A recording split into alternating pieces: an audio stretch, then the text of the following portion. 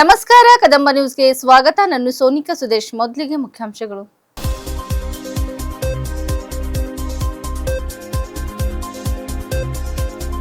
ಗ್ರಾಮೀಣರಿಗೆ ಶುದ್ಧ ಕುಡಿಯುವ ನೀರು ಪೂರೈಕೆ ಮೊದಲ ಆದ್ಯತೆ ಸಚಿವ ಈಶ್ವರ್ ಖಂಡ್ರೆ.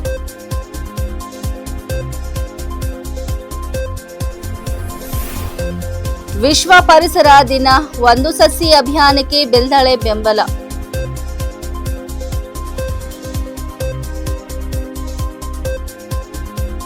ಮಳೆ ಕೊರತೆ ನಡುವೆಯೂ ಮುಂಗಾರು ಸಿದ್ಧತೆ ಪೂರ್ಣ, ರೈತರಿಗೆ ಕೃಷಿ ಇಲಾಖೆ ಸಲಹೆ.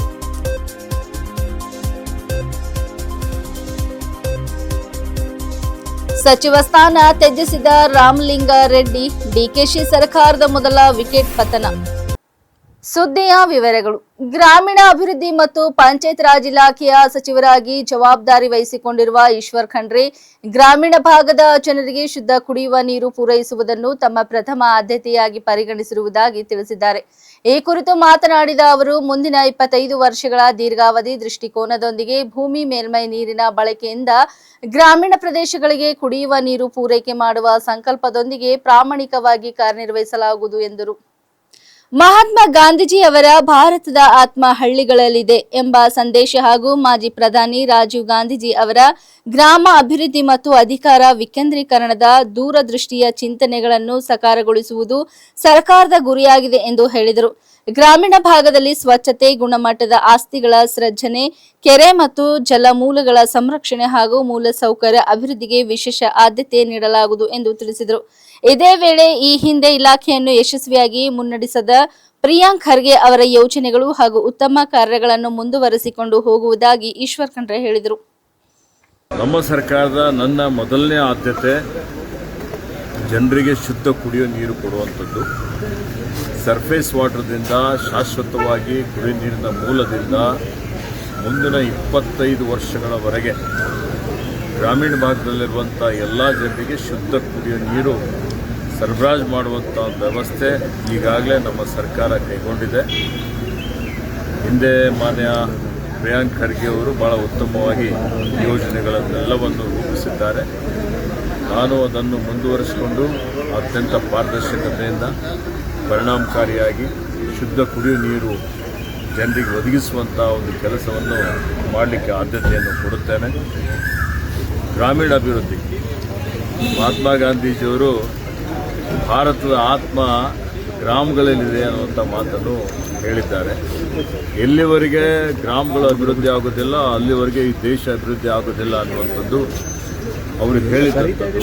ಅದಾದಮೇಲೆ ನಮ್ಮ ನೆಚ್ಚಿನ ನಾಯಕರಾದಂಥ ಮಾನ್ಯ ದಿವಂಗತ ರಾಜೀವ್ ಗಾಂಧಿಯವರು ಗ್ರಾಮೀಣ ಅಭಿವೃದ್ಧಿಯ ಪರಿಕಲ್ಪನೆ ಇಟ್ಟುಕೊಂಡು ಪಂಚಾಯತ್ ರಾಜ್ಗೆ ಇವತ್ತು ಹೆಚ್ಚಿನ ಒಂದು ಅಧಿಕಾರ ಕೊಡಬೇಕು ಅಂತ ಹೇಳಿ ಸಂವಿಧಾನದಲ್ಲಿ ತಿದ್ದುಪಡಿ ತಂದು ಗ್ರಾಮ ಪಂಚಾಯತ್ ಮಟ್ಟದಲ್ಲಿ ಕೆಳ ಹಂತದಲ್ಲಿ ಬಹಳಷ್ಟು ಅವರಿಗೆ ಇವತ್ತು ಶಕ್ತಿಯನ್ನು ಕೊಟ್ಟಿದ್ದಂಥದ್ದಿದೆ. ಹೀಗಾಗಿ ಅಲ್ಲಿ ಗ್ರಾಮಗಳಲ್ಲಿ ಆಸ್ತಿ ನಿರ್ಮಾಣ ಮಾಡುವಂಥದ್ದಿರ್ಬೋದು, ಸ್ವಚ್ಛತೆ ಕಾಪಾಡುವಂಥದ್ದಿರ್ಬೋದು, ಇತರ ಅಲ್ಲಿ ಗ್ರಾಮಗಳಲ್ಲಿರುವಂಥ ಏನು ಕೆರೆಗಳಿದ್ದಾವೆ ಆ ಕೆರೆಗಳು ನೀರಿನ ಜಲಮೂಲಗಳನ್ನು ಸಂರಕ್ಷಿಸುವಂಥ ಒಂದು ಕೆಲಸಕ್ಕೆ ನಾನು ಆದ್ಯತೆಯನ್ನು ಕೊಡುತ್ತೇನೆ. ಮತ್ತು ಇನ್ನಿತರ ಅನೇಕ ವಿಷಯಗಳಿದ್ದಾವೆ. ನಾಳೆ ಸಭೆ ಕರೆದಿದ್ದೇನೆ. ನಾಳೆ ಸಭೆಯಲ್ಲಿ ಎಲ್ಲ ಮಾಹಿತಿಯನ್ನು ಪಡೆದುಕೊಂಡು ಇನ್ನು ಇಲಾಖೆಯಲ್ಲಿ ಹಿಂದಿನ ಯೋಜನೆಗಳನ್ನು ಮುಂದುವರಿಸಿಕೊಂಡು ವಿಶ್ವ ಪರಿಸರ ದಿನಾಚರಣೆ ಅಂಗವಾಗಿ ಪ್ರಧಾನಿ ನರೇಂದ್ರ ಮೋದಿ ಅವರ ತಾಯಿಯ ಹೆಸರಲ್ಲೊಂದು ಸಸಿ ಅಭಿಯಾನಕ್ಕೆ ಬೆಂಬಲ ಸೂಚಿಸಿ ಬೆಂಗಳೂರಿನ ಬಿಜೆಪಿ ರಾಜ್ಯ ಕಚೇರಿಯಲ್ಲಿ ಬಿಜೆಪಿ ರಾಜ್ಯಾಧ್ಯಕ್ಷ ಬಿವೈ ವಿಜೇಂದ್ರ ಅವರ ನೇತೃತ್ವದಲ್ಲಿ ಶಾಸಕ ಡಾ ಶೈಲೇಂದರ್ ಬೆಲ್ದಾಳೆ ಸಸಿ ನೆಟ್ಟು ಪರಿಸರ ಸಂರಕ್ಷಣೆಯ ಸಂಕಲ್ಪ ಕೈಗೊಂಡರು. ಪರಿಸರ ಸಂರಕ್ಷಣೆ ಪ್ರತಿಯೊಬ್ಬರ ಹೊಣೆಗಾರಿಕೆ ಆಗಿದ್ದು, ಹಸಿರು ಮತ್ತು ಸುಸ್ಥಿರ ಭವಿಷ್ಯ ನಿರ್ಮಾಣಕ್ಕಾಗಿ ಪ್ರತಿಯೊಬ್ಬರು ಕನಿಷ್ಠ ಒಂದು ಸಸಿ ನೆಟ್ಟು ಅದನ್ನು ಪೋಷಿಸುವ ಕಾರ್ಯಕ್ಕೆ ಮುಂದಾಗಬೇಕು ಎಂದು ಕರೆ ನೀಡಿದರು. ಕಾರ್ಯಕ್ರಮದಲ್ಲಿ ವಿಧಾನ ಪರಿಷತ್ ವಿರೋಧ ಪಕ್ಷದ ನಾಯಕ ಛಲವಾದಿ ನಾರಾಯಣಸ್ವಾಮಿ, ಬಿಜೆಪಿ ರಾಜ್ಯಾಧ್ಯಕ್ಷ ಪ್ರಧಾನ ಕಾರ್ಯದರ್ಶಿ ಪ್ರೀತಂ ಗೌಡ, ಮುಖಂಡ ಶರಣು ತಳ್ಕೇರಿ ಸೇರಿದಂತೆ ಪಕ್ಷದ ಅನೇಕ ಮುಖಂಡರು ಭಾಗವಹಿಸಿದರು. ಪರಿಸರ ಸಂರಕ್ಷಣೆ ಮತ್ತು ಹಸಿರು ವಾತಾವರಣ ನಿರ್ಮಾಣಕ್ಕೆ ಸಾರ್ವಜನಿಕರು ಹೆಚ್ಚಿನ ಆದ್ಯತೆ ನೀಡುವಂತೆ ನಾಯಕರು ಮನವಿ ಮಾಡಿದರು. ಬೀದರ್ ಜಿಲ್ಲೆಯಲ್ಲಿ ಈವರೆಗೆ 8.2 ಮಿಲಿಮೀಟರ್ ಮಳೆಯಾಗಬೇಕಿದ್ದರೂ ಕೇವಲ 4.7 ಮಿಲಿಮೀಟರ್ ಮಳೆಯಾಗಿದ್ದು ಶೇಕಡಾ 43ರಷ್ಟು ಮಳೆ ಕೊರತೆ ದಾಖಲಾಗಿದೆ ಎಂದು ಜಂಟಿ ಕೃಷಿ ನಿರ್ದೇಶಕರು ತಿಳಿಸಿದರು. ನಗರದ ಕೃಷಿ ಇಲಾಖೆಯ ಕಚೇರಿಯಲ್ಲಿ 2026-27ನೇ ಸಾಲಿನ ಮುಂಗಾರು ಹಂಗಾಮಿನ ಬಿತ್ತನೆ ಬೀಜ, ರಸಗೊಬ್ಬರ, ಹವಾಮಾನ ಪರಿಸ್ಥಿತಿ ಹಾಗೂ ಬಿತ್ತನೆ ಕ್ಷೇತ್ರದ ಕುರಿತು ನಡೆದ ಪತ್ರಿಕಾಗೋಷ್ಠಿಯಲ್ಲಿ ಮಾತನಾಡಿದ ಅವರು, ಜೂನ್ ತಿಂಗಳಲ್ಲಿ 120 ಮಿಲಿಮೀಟರ್ ಮಳೆಯಾಗುವ ನಿರೀಕ್ಷೆ ಇದ್ದು ಮುಂದಿನ ದಿನಗಳಲ್ಲಿ ಮಳೆ ಉತ್ತಮವಾಗುವ ಸಾಧ್ಯತೆ ಇದೆ ಎಂದರು. ಜಿಲ್ಲೆಯಲ್ಲಿ ಮುಂಗಾರು ಹಂಗಾಮಿಗೆ ಒಟ್ಟು 4.12 ಲಕ್ಷ ಹೆಕ್ಟೇರ್ ಬಿತ್ತನೆ ಗುರಿ ಹೊಂದಲಾಗಿದೆ. ಇದರಲ್ಲಿ 2.22 ಲಕ್ಷ ಹೆಕ್ಟೇರ್ ಪ್ರದೇಶದಲ್ಲಿ ಸೋಯಾಬೀನ್, 1.30 ಲಕ್ಷ ಹೆಕ್ಟೇರ್ನಲ್ಲಿ ತೊಗರಿ, 23,000 ಹೆಕ್ಟೇರ್ನಲ್ಲಿ ಹೆಸರು ಹಾಗೂ 15,000 ಹೆಕ್ಟೇರ್ನಲ್ಲಿ ಉದ್ದು ಬೆಳೆಯುವ ಗುರಿ ನಿಗದಿಪಡಿಸಲಾಗಿದೆ ಎಂದು ಹೇಳಿದರು. ಜೂನ್ 15ರೊಳಗೆ ಸಮರ್ಪಕ ಮಳೆಯಾದರೆ ಹೆಚ್ಚಿನ ರೈತರು ಹೆಸರು ಹಾಗೂ ಉದ್ದು ಬೆಳೆಗೆ ಆದ್ಯತೆ ನೀಡಲಿದ್ದಾರೆ. ಮಳೆ ವಿಳಂಬವಾದಲ್ಲಿ ಸೋಯಾಬೀನ್ ಬಿತ್ತನೆ ಹೆಚ್ಚಾಗುವ ಸಾಧ್ಯತೆ ಇದೆ ಎಂದು ಅಭಿಪ್ರಾಯಪಟ್ಟರು. ಜಿಲ್ಲೆಗೆ 1.4 ಲಕ್ಷ ಕ್ವಿಂಟಲ್ ಸೋಯಾಬೀನ್ ಬಿತ್ತನೆ ಬೀಜದ ಗುರಿ ನಿಗದಿಪಡಿಸಲಾಗಿದ್ದು ವಿವಿಧ ಕೇಂದ್ರಗಳಲ್ಲಿ 1.3 ಲಕ್ಷ ಕ್ವಿಂಟಲ್ ಬೀಜ ಲಭ್ಯವಿದೆ. ಮೇ 28ರಿಂದ ಬೀಜ ವಿತರಣೆಗೆ ಚಾಲನೆ ನೀಡಲಾಗಿದ್ದು ಇದುವರೆಗೆ 50,000 ಕ್ವಿಂಟಲ್ಗೂ ಅಧಿಕ ಬೀಜ ವಿತರಿಸಲಾಗಿದೆ ಎಂದು ಮಾಹಿತಿ ನೀಡಿದರು. ರೈತರು ಉತ್ತಮ ಮಳೆಯಾದ ನಂತರವೇ ಬಿತ್ತನೆ ಕಾರ್ಯ ಕೈಗೊಳ್ಳಬೇಕು ಎಂದು ಸಲಹೆ ನೀಡಿದ ಅವರು, ಮುಂಗಾರು ಹಂಗಾಮಿಗೆ ಅಗತ್ಯವಿರುವ 43,000 ಮೆಟ್ರಿಕ್ ಟನ್ ರಸಗೊಬ್ಬರ ಪೂರೈಕೆಗೆ ಯೋಜನೆ ರೂಪಿಸಲಾಗಿದೆ ಎಂದು ತಿಳಿಸಿದರು. ಒಂದು ಮಾಹಿತಿಯನ್ನು ನೀಡಲಿಕ್ಕೆ ಇಚ್ಛಪಡ್ತೀನಿ. ನಮ್ಮ ಬೀದರ್ ಜಿಲ್ಲೆಯಲ್ಲಿ ಈಗ ಆಲ್ರೆಡಿ ನಮಗೆ ಈ ಜೂನ್ ಮಂತ್ವರೆಗೂ 122 ಅಂದರೆ 8.2 mm ನಮ್ಮ ಆ್ಯಕ್ಚುಯಲ್ ಮುಂಗಾರು ಪ್ರಾರಂಭ ಆಗದೆ ಜೂನಲ್ಲಿ. ಅದರಲ್ಲೂ ಮಿರ್ಗ್ ಅಂತ ಹೇಳ್ತಾರೆ, ಅಂದರೆ ಮೃಗಶಿರ ಮಳೆಗೆ ಬಿತ್ತನೆ ಮಾಡ್ತಾರೆ. ಆದರೆ ನಮಗೆ 1ರಿಂದ 4ನೇ ತಾರೀಕು 8.2 mm ಮಳೆ ಆಗಬೇಕಾಗಿತ್ತು. ಬಟ್ ಅದರಲ್ಲಿ ನಮಗೆ 4.7 mm ಮಳೆ ಆಗಿದೆ.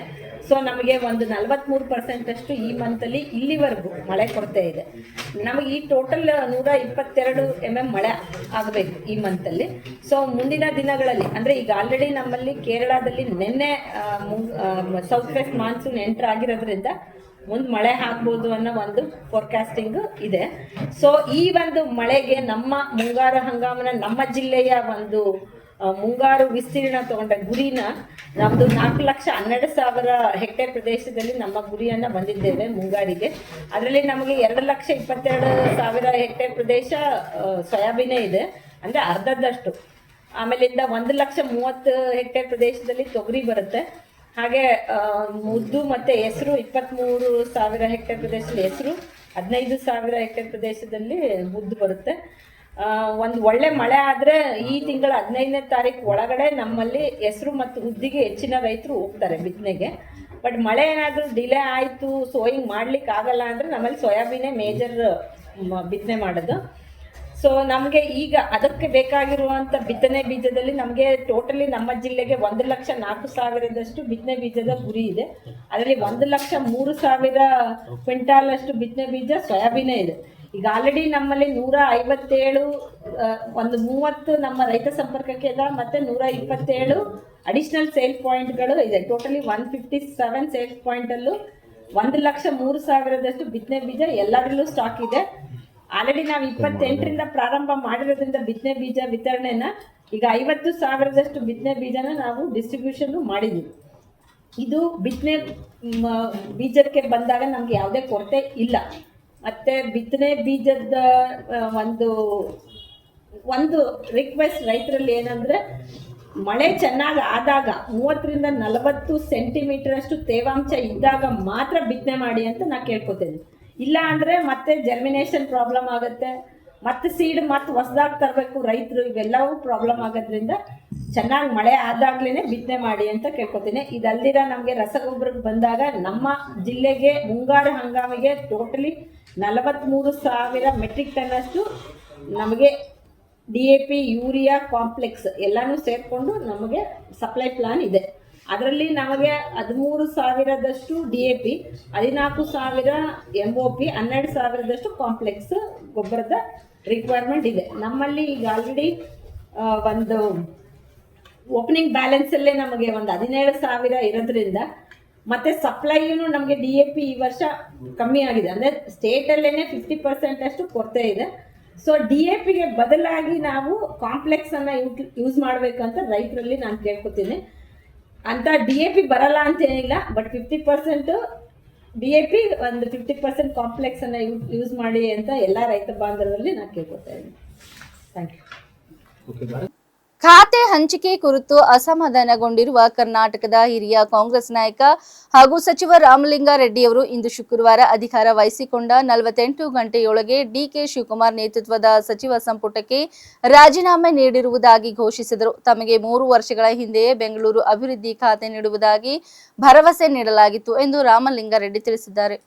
ಮುಖ್ಯಮಂತ್ರಿ ಡಿಕೆ ಶಿವಕುಮಾರ್ ಅವರಿಗೆ ಬರೆದ ರಾಜೀನಾಮೆ ಪತ್ರದಲ್ಲಿ ನನ್ನ ಆತ್ಮಸಾಕ್ಷಿಗೆ ವಿರುದ್ಧವಾಗಿ ನಾನು ಕಾರ್ಯನಿರ್ವಹಿಸಲು ಸಾಧ್ಯವಿಲ್ಲ. ಆದ್ದರಿಂದ ಸಚಿವ ಸ್ಥಾನಕ್ಕೆ ರಾಜೀನಾಮೆ ನೀಡುತ್ತಿದ್ದೇನೆ. ನನ್ನ ರಾಜೀನಾಮೆಯನ್ನು ಅಂಗೀಕರಿಸುವಂತೆ ವಿನಂತಿಸುತ್ತೇನೆ. ನಾನು ಶಾಸಕನಾಗಿಯೂ ಹಾಗೂ ಕಾಂಗ್ರೆಸ್ ಪಕ್ಷದ ಕಾರ್ಯಕರ್ತನಾಗಿಯೂ ಮುಂದುವರಿಯುತ್ತೇನೆ ಎಂದು ಹೇಳಿದ್ದಾರೆ. ಈ ಹಿಂದೆ ನೀಡಿದ ಭರವಸೆ ಈಡೇರದಿರುವ ಬಗ್ಗೆ ಸುದ್ದಿಗೋಷ್ಠಿಯಲ್ಲಿ ಅಸಮಾಧಾನ ಹೊರಹಾಕಿರುವ ರಾಮಲಿಂಗಾರೆಡ್ಡಿ, ನಾನಾಗಿ ಬೆಂಗಳೂರು ಅಭಿವೃದ್ಧಿ ಖಾತೆ ಕೇಳಿರಲಿಲ್ಲ. ಆದರೂ 2023ರಲ್ಲಿ ಡಿಕೆ ಶಿವಕುಮಾರ್ ಹಾಗೂ ಅವರ ಸಹೋದರ ಡಿಕೆ ಸುರೇಶ್ ನನ್ನ ಮನೆಗೆ ಬಂದು ಭರವಸೆ ನೀಡಿದರು. 2.5 ವರ್ಷದ ಬಳಿಕ ಸಿಎಂ ಆದಾಗ ನಿಮಗೆ ಆ ಖಾತೆಯನ್ನು ಕೊಡುವುದಾಗಿ ಹೇಳಿದ್ದರು. ಆದರೆ ಇದೀಗ ಬೇರೆ ಖಾತೆ ಕೊಟ್ಟಿದ್ದಾರೆ. ಆತ್ಮಸಾಕ್ಷಿಗೆ ವಿರುದ್ಧವಾಗಿ ನಡೆದುಕೊಳ್ಳಲಾರೆ ಎಂದು ರಾಮಲಿಂಗಾರೆಡ್ಡಿ ಹೇಳಿದ್ದಾರೆ. ಪಕ್ಷ ನನಗೆ ಸಾಕಷ್ಟು ಅವಕಾಶಗಳನ್ನು ಮಾಡಿಕೊಟ್ಟಿದೆ. ನಾನು ಸಚಿವ ಸ್ಥಾನಕ್ಕೆ ರಾಜೀನಾಮೆ ನೀಡಿದ್ದೇನೆಯೇ ಹೊರತು ಕಾಂಗ್ರೆಸ್ ಪಕ್ಷಕ್ಕಲ್ಲ. ನನ್ನ ಜೀವನದಲ್ಲಿ ಎಂದಿಗೂ ಕಾಂಗ್ರೆಸ್ಗೆ ರಾಜೀನಾಮೆ ನೀಡಿಲ್ಲ, ಮುಂದೆಯೂ ನೀಡುವುದಿಲ್ಲ ಎಂದು ರಾಮಲಿಂಗಾರೆಡ್ಡಿ ನುಡಿದರು.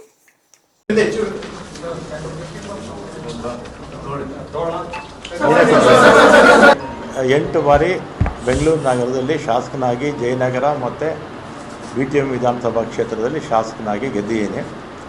ಮೊದಲನೇ ಸಲ ವೀರಪ್ಪ ಮೊಯ್ಲಿಯವರ ಮಂತ್ರಿಮಂಡಲದಲ್ಲಿ ಸಚಿವನಾಗಿದ್ದೆ.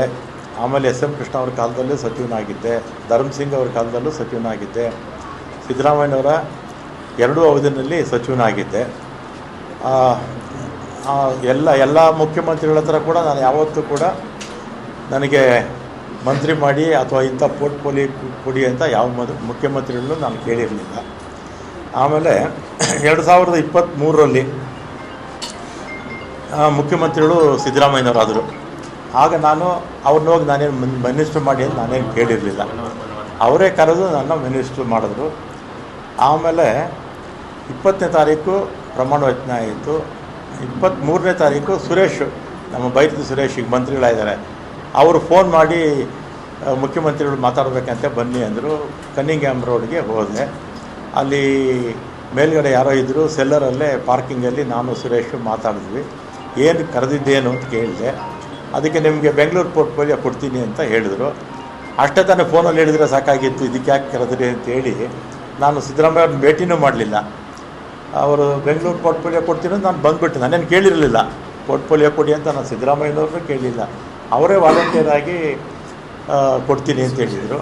ಆಮೇಲೆ 25ಕ್ಕೆ ಅನೌನ್ಸ್ ಆಯಿತು ಪೋರ್ಟ್ಫೋಲಿಯೋ. ನನ್ನದು ಮತ್ತೆ ಟ್ರಾನ್ಸ್ಪೋರ್ಟ್ಗೆ ಹಾಕ್ಬಿಟ್ಟಿದ್ರು. ಆಮೇಲೆ ನಾನು ಫೋನ್ ಮಾಡಿದೆ, ಸುರೇಶ್ಗೆ ಫೋನ್ ಮಾಡಿದೆ. ಅವರಿಬ್ಬರು ಜೊತೆಯಲ್ಲಿ ಕಾರಲ್ಲಿ ಹೋಗ್ತಾಯಿದ್ರು. ಯಾಕೆ ಈಗ ಆಯಿತು ಅಂತ ಹೇಳಿದೆ. ಇದು ಬೇರೆ ಬೇರೆ ಕಾರಣಗಳಿಂದ ಇದು ಬದಲಾವಣೆ ಆಗೋಯಿತು ಅಂತ ಹೇಳಿದರು. ಆಮೇಲೆ ನಾನು 25ನೇ ತಾರೀಕು ಮಾತಾಡಿದ್ಮೇಲೆ ನಾನೇನು ಕೇಳಿರಲಿಲ್ಲ, ಏನು ಇಂಥ ಇಲಾಖೆ ಬೇಕು ಅಂತ ನಾನು ಕೇಳಿರಲಿಲ್ಲ. ಅವರೇ ಕರೆದು ಕೊಡ್ತೀನಿ ಅಂತ ಹೇಳಿದರು. ಆಮೇಲೆ ನಾನು ಬೇಡ, ನನ್ನ ಮಂತ್ರಿಮಂಡಲದಲ್ಲಿ ಇರೋದಿಲ್ಲ ಅಂತ ನಾನು ಹೇಳಿದೆ. ಆಮೇಲೆ ನಮ್ಮ ಈಗಿನ ಮುಖ್ಯಮಂತ್ರಿಗಳು ಯಾರು ನಮ್ಮ ಶಿವಕುಮಾರ್ ಅವರು ಮತ್ತು ಅವರ ಸಹೋದರ DK ಸುರೇಶು ಇವರೆಲ್ಲ ನಮ್ಮ ಮನೆಗೆ ಬಂದು 2.5 ವರ್ಷ ಆದಮೇಲೆ ನಾನೇ ಚೀಫ್ ಮಿನಿಸ್ಟರ್ ಆಗ್ತೀನಿ, ಆಗ ನಿನಗೆ ಈ ಪೋರ್ಟ್ಫೋಲಿಯೋ ಬಿಟ್ಕೊಡ್ತೀನಪ್ಪ ಅಂತ. ನಾನು ಸಾಯಂಕಾಲ 4 ಗಂಟೆವರೆಗೂ ಇದ್ದರು ನಮ್ಮ ಮನೇಲಿ, ಅಲ್ವೇನಪ್ಪ? ಸಂಜೆ 4 ಗಂಟೆವರೆಗೂ ನಮ್ಮ ಮನೇಲಿ ಇದ್ದರು. ನೀವು ಮಾಧ್ಯಮದವರೆಲ್ಲ ಇದ್ದೀರಿ ಅವತ್ತು. ಶಿವಕುಮಾರ್ ಅವ್ರನ್ನೂ ಕೂಡ ನಾನು ಮಂತ್ರಿ ಮಾಡ್ಕೊಳ್ಳಿ ಅಂತ ಕೇಳಲಿಲ್ಲ, ಅಥವಾ ಸಿದ್ದರಾಮಯ್ಯನವ್ರ ಹತ್ರ ಹೋಗಿ ನನ್ನ ಮಂತ್ರಿಮಂಡಲದಲ್ಲಿ ಸೇರಿಸಿ ಅಂತ ಹೇಳಲಿಲ್ಲ, ಅಥವಾ ಹೈಕಮಾಂಡ್ಗೆ ಹೋಗಿ ನನ್ನ ಮಂತ್ರಿ ಮಾಡಿ ಅಂತ ನಾನೇನು ಕೇಳಿರಲಿಲ್ಲ. ಮಾಡಿದ್ದಾರೆ, ಸಂತೋಷ. ಮತ್ತು ಅವತ್ತೇ ಶಿವಕುಮಾರ್ ಬೆಂಗಳೂರು ಪೋರ್ಟ್ಫೋಲಿಯೋ ನಿನಗೆ ಕೊಡ್ತೀನಪ್ಪ ಅಂತ ಹೇಳಿದರು. ಆಯಿತು ಅಂತ ಬಂದೆ. ನಾನು ಅದನ್ನು ಕೇಳಿರಲಿಲ್ಲ, ಅವರಿಗೆ ಅದನ್ನು ಕೇಳಲಿಲ್ಲ. ಅವರೇ ವಾಲಂಟಿಯರಾಗಿ ಹೇಳಿದರು. ಆಮೇಲೆ ನೋಡಿದ್ರೆ ಈಗ ಜನಸಂಪನ್ಮೂಲ ಕೊಟ್ಟಿದ್ದಾರೆ. ನಾನು 2 ಬಾರಿ ಕೂಡ ಅವರೇ ಕರೆದು ಕೊಡ್ತೀವಿ ಅಂತೇಳಿ ಆಮೇಲೆ ಬೇರೆಯವ್ರಿಗೆ ಆಯಿತು.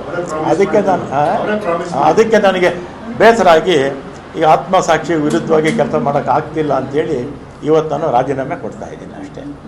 ಆಮೇಲೆ ಕಾಂಗ್ರೆಸ್ ಪಕ್ಷದಲ್ಲೇ ಇರ್ತೀನಿ, ಕಾಂಗ್ರೆಸ್ ಶಾಸಕನಾಗಿ ಮುಂದುವರಿತೀನಿ, ಅದರಲ್ಲೇನು ಎರಡನೇ ಮಾತಿಲ್ಲ. ಅನ್ನದಾತ ರೈತರನ್ನು ಅವಮಾನಿಸಿ ಹಲ್ಲೆ ನಡೆಸಿರುವ ಆರೋಪದ ಹಿನ್ನೆಲೆಯಲ್ಲಿ ತಾಲೂಕಿನ ಗೋಲಳೇಶ್ವರ ಆಗ್ರೋ ಏಜೆನ್ಸಿ ವಿರುದ್ಧ ಕರ್ನಾಟಕ ರಾಜ್ಯ ರೈತ ಸಂಘ ಹಾಗೂ ಹಸಿರು ಸೇನೆಯ ಕಾರ್ಯಕರ್ತರು ತೀವ್ರ ಆಕ್ರೋಶ ವ್ಯಕ್ತಪಡಿಸಿ ಆಗ್ರೋ ಸಂಸ್ಥೆಗೆ ಬೀಗ ಜಡಿದು ಪ್ರತಿಭಟನೆ ನಡೆಸಿದರು. ಮಹಾಂತೇಶ್ ಜಮಾದಾರ್ ನೇತೃತ್ವದಲ್ಲಿ ನಡೆದ ಪ್ರತಿಭಟನೆಯಲ್ಲಿ ರೈತರು ಆಗ್ರೋ ಸಂಸ್ಥೆಯ ಮಾಲೀಕರ ವಿರುದ್ಧ ಘೋಷಣೆಗಳನ್ನು ಕೂಗಿ ಆಕ್ರೋಶ ಹೊರಹಾಕಿದ್ದರು. ರೈತರನ್ನು ಗ್ರಾಹಕರಂತೆ ಅಲ್ಲ, ಗುಲಾಮರಂತೆ ಕಾಣುವ ಮನೋಭಾವವನ್ನು ಸಹಿಸುವುದಿಲ್ಲ ಎಂದು ಪ್ರತಿಭಟನಾಕಾರರು ಎಚ್ಚರಿಕೆ ನೀಡಿದರು. ಪ್ರತಿಭಟನೆಯ ವೇಳೆ ರೈತರು ಹಾಗೂ ಆಗ್ರೋ ಮಾಲೀಕರ ನಡುವೆ ತೀವ್ರ ವಾಗ್ವಾದ ನಡೆಯಿತು. ರೈತರ ಮೇಲೆ ಹಲ್ಲೆ ನಡೆಸಿ ಅವಮಾನ ಮಾಡಿದ ಆರೋಪಕ್ಕೆ ಆಗ್ರೋ ಮಾಲೀಕರು ಬಹಿರಂಗವಾಗಿ ಕ್ಷಮೆ ಯಾಚಿಸಬೇಕು ಎಂದು ಕಾರ್ಯಕರ್ತರು ಪಟ್ಟು ಹಿಡಿದರು. ಕ್ಷಮೆ ಕೇಳುವವರೆಗೂ ಹೋರಾಟ ಮುಂದುವರಿಸುವುದಾಗಿ ಘೋಷಿಸಿದರು. ಪ್ರತಿಭಟನೆ ತೀವ್ರ ಸ್ವರೂಪ ಪಡೆದುಕೊಳ್ಳುತ್ತಿದ್ದಂತೆ ಕೃಷಿ ಇಲಾಖೆ ಅಧಿಕಾರಿಗಳು ಹಾಗೂ ಪೊಲೀಸರು ಸ್ಥಳಕ್ಕೆ ಧಾವಿಸಿ ಪರಿಸ್ಥಿತಿಯನ್ನು ನಿಯಂತ್ರಿಸಲು ಮುಂದಾದರು. ರೈತರ ಅಹವಾಲುಗಳನ್ನು ಆಲಿಸಿದ ಅಧಿಕಾರಿಗಳು ಸೂಕ್ತ ಕ್ರಮದ ಭರವಸೆ ನೀಡಿದ ಬಳಿಕ ಪರಿಸ್ಥಿತಿ ಶಾಂತವಾಯಿತು. ಈ ಸಂದರ್ಭದಲ್ಲಿ ಮಾತನಾಡಿದ ರೈತ ಸಂಘದ ಮುಖಂಡ ಮಹಾಂತೇಶ್ ಜಮಾದಾರ್, ರೈತರ ದುಡಿಮೆಯಿಂದ ಬದುಕುತ್ತಿರುವ ಕೆಲ ಆಗ್ರೋ ಮಾಲೀಕರು ಇಂದು ರೈತರ ಮೇಲೆಯೇ ದರ್ಪ ತೋರುತ್ತಿದ್ದಾರೆ. ರೈತರನ್ನು ಅವಮಾನಿಸುವ ಹಾಗೂ ಹಲ್ಲೆ ನಡೆಸುವವರ ವಿರುದ್ಧ ಕಠಿಣ ಕಾನೂನು ಕ್ರಮ ಜರುಗಬೇಕು. ಇಲ್ಲವಾದರೆ ಮುಂದಿನ ದಿನಗಳಲ್ಲಿ ತಾಲೂಕಾ ಮಟ್ಟದಲ್ಲಿ ಉಗ್ರ ಹೋರಾಟ ಹಮ್ಮಿಕೊಳ್ಳಲಾಗುವುದು ಎಂದು ಎಚ್ಚರಿಕೆ ನೀಡಿದರು.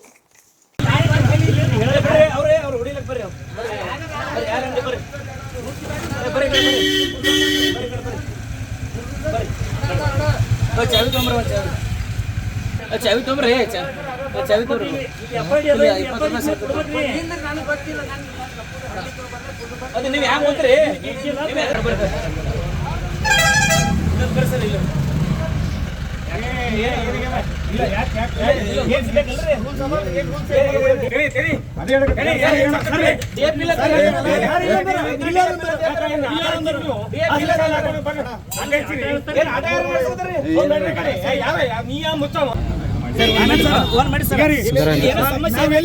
ನಾವೆಲ್ಲಿದ್ದೀವಿ ಮೀಟಿಂಗ್ ನಾಗಿದ್ದೀವಿ. ಬಿಲ್ಲರವ್ರಿಲ್ಲ, ತಾಳು ಒಂದು ಗೊಬ್ಬರ ಇಲ್ಲ, ಏನು ಏನು ಏನು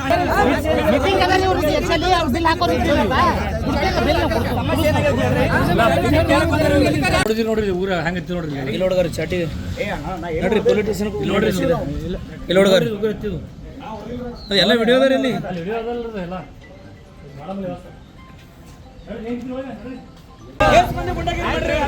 ಅಫಜಲ್ಪುರದ ನಾವೇ ನೀರು ಇಳಿಸಿದ ರೈತ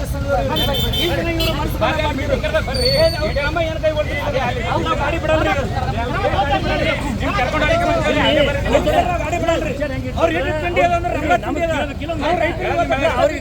ಅಲ್ರಿ ಹಿರಿಯ ಮನುಷ್ಯ ಆ ಟೈಪ್ ಜೊಗ್ಗಾಡ್ತಾರೆ. ಏನ್ರಿ ನೀವು ಸುಮ್ಮನೆ ನಿಂದಿರ್ತಿರಲ್ಲ ಅಧಿಕಾರಿಗಳ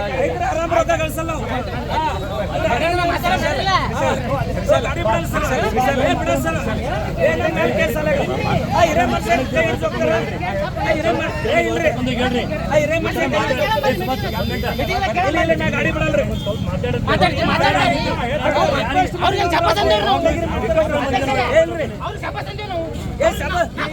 ಕೈ ಹಿಡಿದು ಹೋಗ್ತಾರೆ ಇವ್ರು ಆರಾಮ್ ರೊಕ್ಕ, ಇವ್ರು ಆರಾಮ್ ರೊಕ್ಕ ಸಾಲ ಮಾಡಿ ಗಾಡಿ ಬಿಡಲ್ರಿ. ಇಲ್ಲಿವರೆಗೆ ಸುದ್ದಿ ಕೊಟ್ಟಿದ್ದು ನಾನು ಸೋನಿಕಾ ಸುದೇಶ್. ಮುಂದಿನ ಸುದ್ದಿಯೊಂದಿಗೆ ಮತ್ತೆ ಭೇಟಿಯಾಗೋಣ. ವಂದನೆಗಳು.